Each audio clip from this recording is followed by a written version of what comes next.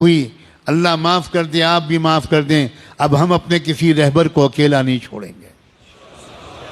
تم نے رہبروں کو اکیلا چھوڑا ہے، تب حکومتوں کی ہمتیں بڑھتی ہیں، تو وہ کبھی مولانا کلیم صدیقی کو بند کر دیں اور کبھی مفتی سلمان اظہری کو بند کر دیں۔ لا حول ولا قوت الا باللہ۔ ہم سب ایک ہیں، مسلک کی بنیاد پر لڑائیاں بند کرو۔ اگر آپ کو کسی مسلک سے تعلق ہے بہت مبارک، لیکن ہمارا اصل مذہب کلمہ طیبہ لا الہ الا اللہ ہے۔ ہمارا کلمہ ایک ہے، ہمارا قرآن ایک ہے، ہمارا قبلہ ایک ہے، ہمارے رسول ایک ہیں، ہمارا رب ایک ہے، ہمارا دین ایک ہے، اور ہمارا انجام بھی ایک ہے۔ کسی طرح کا جھگڑا نہیں۔ یہ اہل سنت کی مسجد ہے اور یہ تبلیغیوں کی مسجد ہے۔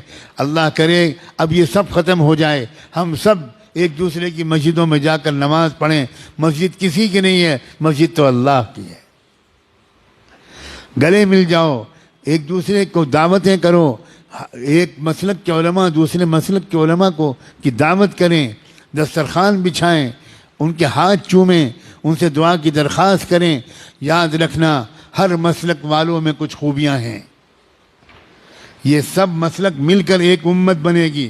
اب کب تک یہ مسلک کا ہم لوگ ڈھول پیٹیں گے؟ اب بن جاؤ ایک امت، اس لیے کہ دشمن ایک امت بن گیا۔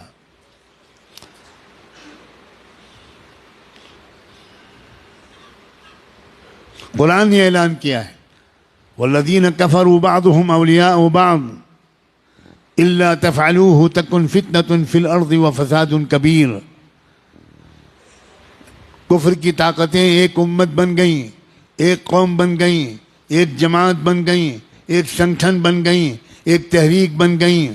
آپس کے اختلافات انہوں نے ختم کر کے ایک ہو گئے وہ تمہارے خلاف۔ الا تفعلوه تکن فتنة فی الارض وفساد کبیر۔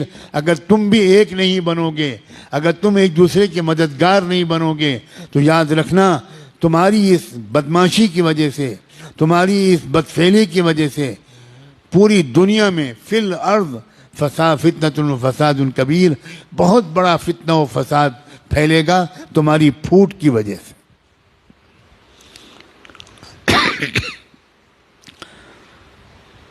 اب تو نہ مدرسے چھوڑے جا رہے ہیں، نہ درگاہیں چھوڑی جا رہی ہیں، مدرسوں پر بھی بلڈوزر چل رہے ہیں، مسجدوں پر بھی بلڈوزر چل رہے ہیں، اور درگاہوں پر بھی، مزاروں پر بھی بلڈوزر چل رہے ہیں۔